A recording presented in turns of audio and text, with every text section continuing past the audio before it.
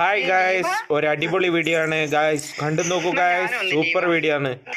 എന്ത് ലീവ്? ജോലി ഉള്ളോലല്ലേ ലീവാക്ക? ഇല്ല വാവേ, ജോലി ഉള്ളോലല്ലേ ലീവാക്ക? അനക്കെന്ത് ജോലിയാ?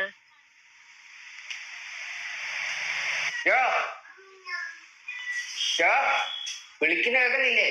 ചോറും കേട്ടോ. ഞാൻ പറഞ്ഞേക്കല്ലേ ഞാനിന്ന് ലീവാന്ന്.